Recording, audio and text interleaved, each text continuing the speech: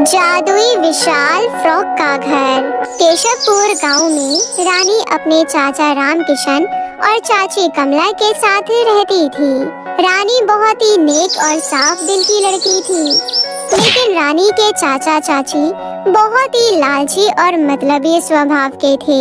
रानी घर के कामों के साथ साथ कपड़े सिलने का काम भी करती थी। सिलाई करके उसे थोड़े बहुत पैसे जो मिलते थे, वो सारे पैसे उसकी चाची कमला उससे ले लिया करती थी। गांव में जिन लोगों के पास कपड़े सिलवाने के पैसे नहीं होते थे, उनके कपड़े रानी फ्री में भी सिल दिया करती थी। ऐसी ही एक दिन की बात है। रानी बेटा, आज सिलाई करके जो भी कमाई हुई ला बेटा, जल्दी से मुझे दे दे। चाची जी, आज मैंने कोई कमाई नहीं की। क्या कहा तूने? पैसे कहाँ हैं? अच्छा, मैं समझ गई। आज भी तूने फ्री में लोगों के कपड़े सिले होंगे। क्यों, सही कहा ना मैंने? चाची जी, आज मुझसे कपड़े सिलवाने एक बहुत गरीब लड़की आई थी। उसके पास कपड़े सिलवाने के लिए पैसे नहीं थे, इसलिए मैंने उससे पैसे नहीं लिए चाची। अरे वाह, हम तुझे बड़े अमीर दिखाई देते हैं। चली है बड़े दयावान बनने। तुझे सबकी दुख तकलीफ दिखाई देती है, हमारी क्यों दिखाई नहीं देती, जो तू सबके ऊपर एहसान करती फिरती है? तुझे दिखाई नहीं देता कितनी महंगाई होती जा रही है और फ्री में राशन कौन देता है आजकल? आगे से खबरदार, किसी का कपड़ा भी फ्री में सिला तो, समझी? ये कहते हुए कमला बड़बड़ाते हुए अपने कमरे में चली गई और अपने पति से बोली, ना जाने इस लड़की को कब अकल आएगी। हमें कमाकर देने के बजाय ये लोगों के कपड़े मुफ्त में सिल कर दे रही है, लेकिन मैं ऐसा हरगिज नहीं होने दूंगी। अगर इस घर में रहना है तो इसे पैसे कमाकर मुझे देने होंगे। मुफ्त का राशन खिलाने में से नहीं रखी इस घर में। तभी वहाँ एक सुंदर सी सिंड्रेला परी आई और बोली, सुनो, क्या तुम मेरे लिए एक सुंदर सा फ्रॉक सिल सकती हो? कल मेरा जन्मदिन है। मैंने अलग अलग दुकान से फ्रॉक सिलवाया, पर मुझे किसी का भी फ्रॉक कुछ खास पसंद नहीं आया। हाँ, क्यों नहीं परी जी, आप मुझे अपना नाम दे दीजिए, मैं अभी आपका फ्रॉक सिलकर दे देती हूँ। और आपको जन्मदिन की ढेरों शुभकामनाएं। शुक्रिया प्यारी लड़की। रानी ने परी का नाप लेकर कुछ ही देर में सुंदर सा फ्रॉक सिलकर तैयार कर दिया। सिंड्रेला परी वो फ्रॉक देख मन ही मन बहुत खुश हुई और रानी से बोली, वाकई तुमने बहुत प्यारा फ्रॉक सिला है। तुम बहुत ही अच्छी लड़की हो। तुमने मेरे लिए बहुत ही सुंदर फ्रॉक सिला है। मैंने आज तक हाथ से सिला हुआ इतना सुंदर फ्रॉक कभी नहीं देखा। आज मैं बहुत खुश हूँ। ये लो तुम्हारा इनाम।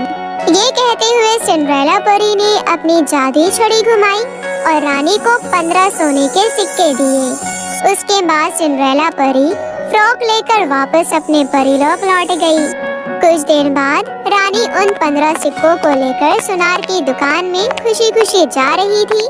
तभी उसे रास्ते में एक रोती हुई औरत मिली।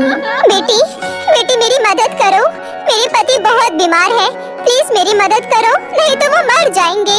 घबराओ नहीं आंटी, बताओ कहाँ है आपके पति? मुझे उनके पास ले चलो। वो पेड़ के नीचे बेहोश पड़े हैं। चलो बेटी, जल्दी मेरे साथ चलो। रानी फौरन उस औरत के साथ पेड़ के पास गई, जहाँ उसके पति बेहोश पड़े थे। उन्हें देखते हुए रानी बोली, अरे इनकी हालत तो बहुत ज्यादा खराब है, हमें जल्दी से इन्हें हॉस्पिटल लेकर जाना होगा। और फिर रानी ने उस औरत के पति को तुरंत ही नजदीकी अस्पताल में भर्ती करवाया। डॉक्टर ने उस औरत के पति की जांच कर रानी से कहा, मरीज की हालत बहुत ही गंभीर है, हमें तुरंत ही ऑपरेशन करना होगा। जल्दी से काउंटर पर 80,000 रुपए जमा करवा दीजिए। डॉक्टर की बात सुन रानी को कुछ समझ नहीं आता कि आखिर वो 80,000 रुपए लाए कहाँ से। तभी रानी को बैग में रखे सोने के सिक्कों के बारे में ख्याल आया और वो तुरंत सारे सोने के सिक्के डॉक्टर को देते हुए बोली, डॉक्टर साहब, आप ये सारे सोने के सिक्के रख लीजिए और उनकी जान बचाइए। मैं उस औरत को विधवा होते हुए नहीं देख सकती। वैसे आप रिश्ते में उनकी कौन लगती है? मेरा उनके साथ इंसानियत का रिश्ता है। अगर आज से 15 साल पहले किसी ने मेरी माँ की भी मदद की होती तो मेरी माँ विधवा नहीं होती और उनके सदमे में वो नहीं मरती और आज मैं अनाथ ना होती। अनाथ होने का दुख मुझसे ज्यादा कौन समझ सकता है, इसलिए मेरी आपसे विनती है, आप उनकी जान बचा लीजिए। इतना कहकर रानी रोने लगी। आप प्लीज रोना बंद करिए, हम अपनी तरफ से पूरी कोशिश करेंगे। तकरीबन 1 घंटे बाद ऑपरेशन कामयाब रहा। अब उस औरत के पति खतरे से बाहर थे। रानी बहुत खुश थी। अगली सुबह हॉस्पिटल से छुट्टी मिलने के बाद रानी दोनों पति पत्नी को उनके घर पहुंचाकर उन्हें जरूरत का सामान देकर जब घर वापस लौटी तब कमला गुस्से से तिलमिलाते हुए बोली, महारानी कहाँ थी रात भर? कहाँ मुँह काला करवा कर आ रही है? बता मुझे, ये कोई टाइम है तेरे घर आने का? चाची जी, मैं रात भर हॉस्पिटल में थी। तू रात भर हॉस्पिटल में किसके साथ नैन मटक्का कर रही थी? बोलती क्यों नहीं? रानी अपनी चाची को सारी सच्चाई बताती है। सच्चाई सुनने के बाद कमला गुस्से से लाल होकर रानी की पिटाई करते हुए बोलती है, क्या कहा तूने? सोने के सिक्के? कल तक तो तू दूसरों के फ्री में कपड़े सिल रही थी और अब सोने के सिक्के भी दान करने लगी। बहुत हो गया तेरा नाटक, अब तेरी दाल यहाँ नहीं गलेगी। तेरे मरे हुए माँ बाप तेरे लिए कोई खजाना छोड़कर नहीं गए थे। इतने सालों से तू मेरे टुकड़ों पर पल रही है। अब चल निकल यहाँ से, मेरे घर में तेरे लिए अब कोई जगह नहीं है। निकल मेरे घर से। मुझे घर से मत निकालो, मैं कहाँ रहूँगी चाची? प्लीज चाची। भाड़ में जा तू, मुझे तुझसे कोई मतलब नहीं, कहीं भी जाकर मर। ये कहते हुए कमला ने रानी को धक्के मारकर घर से बाहर निकाल दिया। रानी रोते हुए दूर एक नदी किनारे जाकर बैठ गई।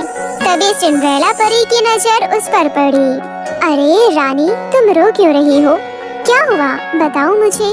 क्या बताऊं परी जी, मेरी चाची ने मुझे घर से बाहर निकाल दिया। अब मैं कहाँ जाऊं? मेरे पास तो रहने के लिए कोई घर भी नहीं है। तुम चिंता मत करो रानी, तुमने मेरे लिए इतना सुंदर फ्रॉक सिलकर दिया।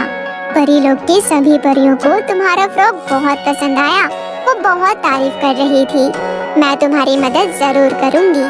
ये कहते हुए परी ने अपनी जादुई छड़ी घुमाई और बोली, मैं तुम्हें जादुई फ्रॉक घर देती हूँ। रानी, इस फ्रॉक घर को तुम जैसे ही जमीन पर रखोगी, ये फ्रॉक अपने आप विशाल रूप ले लेगा। रानी, अब से ये जादुई फ्रॉक घर तुम्हारा है, तुम इसमें आराम से रहो। रानी ने परी का धन्यवाद कर खुशी खुशी उस फ्रॉक घर को ले जाकर एक खुले स्थान पर जैसे ही रखा, तभी वो जादुई फ्रॉक एक विशाल घर का रूप ले लेता है। रानी अब जादुई फ्रॉक घर में रहने लगी। उस फ्रॉक घर के अंदर किसी भी चीज की कोई कमी नहीं थी। वो फ्रॉक घर सभी चीजों से संपूर्ण था। उस घर में सोने के सिक्के और ढेर सारे रुपए भी थे। रानी दयालु तो थी ही, इसलिए वो उन सोने के सिक्के और रुपयों से गरीब और जरूरतमंद लोगों की मदद करने लगी। धीरे धीरे जब ये बात उसकी चाची कमला को पता चली तो वो मन ही मन सोचने लगी, आखिर इस करमचली के पास इतने रुपए पैसे आए कहाँ से, जो ये लोगों की इतनी मदद कर रही है। हर किसी के मुंह से बस रानी की तारीफ ही सुनी जा रही हूँ। अगर ऐसे ही चलता रहा तो बहुत ही जल्द सारी धन दौलत ये इन भूखे नंगे लोगों पर लुटा देगी। नहीं नहीं, मैं ऐसा नहीं होने दूंगी। ये सोचकर कमला रानी के घर गई और झूठ मूठ का ढोंग करते हुए बोली, रानी बेटा, मुझे माफ कर दे। अरे मैंने तो तुझे गुस्से में डांट दिया था, पर तू तो सच्ची में नाराज होकर चली गई। आखिर मैं तेरी माँ जैसी हूँ, माफ कर दे बेटी मुझे। कोई बात नहीं चाची जी, मैं आपसे बिल्कुल नाराज नहीं हूँ। क्या सच में बेटी? अगर तुमने मुझे माफ कर दिया तो क्या मैं कुछ दिनों के लिए तुम्हारे साथ इस जादुई फ्रॉक घर में रह सकती हूँ? हाँ हाँ, क्यों नहीं चाची जी, जितने दिन चाहे आप यहाँ रह सकती हो। इसे अपना ही घर समझिए। ये सुनकर कमला मन ही मन खुशी से झूम उठी। अरे वाह वाह, ये घर तो बहुत ही सुंदर है और कितने सारे सोने के सिक्के और रुपयों से भरा हुआ है। लेकिन अब मैं रानी की बच्ची को किसी की मदद नहीं करने दूंगी। कमला रानी को लोगों की मदद करने से रोकती है, लेकिन रानी अपनी चाची की बात नहीं मानती। जो कोई रानी से मदद मांगने आता वो दिल खोलकर उन लोगों की मदद करती। इन सब से नाराज होकर कमला रानी को मार डालने का प्लान बनाती है। एक रात जब रानी गहरी नींद में सो रही थी तब कमला दबे पांव तेज धार चाकू लिए रानी के कमरे में गई। जैसे ही वो चाकू से रानी पर हमला करने वाली थी तभी वहाँ अचानक एक चमत्कार हुआ और रानी की चाची कमला एक काली बंदरिया में बदल गई। हे भगवान, ये मुझे क्या हो गया? अरे मेरी इतनी लंबी पूंछ कहाँ से निकल आई और मैं बंदरिया कैसे बन गई? तभी अचानक उस फ्रॉक घर से आवाज आई, दुष्ट पापी औरत, पैसों के लालच ने तुझे इतना अंधा कर दिया कि तू इस मासूम की जान लेना चाहती थी। अब से तू हमेशा के लिए बंदरिया बनकर बाकी की जिंदगी बिताएगी। यही तेरी सजा है। अब जा यहाँ से, नहीं तो मैं तुझे जान से मार दूंगी। इतना सुनते ही कमला, जो अब बंदरिया के रूप में थी, वो उछलते कूदते हुए जंगल की ओर भाग गई। और वही रानी खुशी खुशी जादुई फ्रॉक घर में आराम से रहने लगी।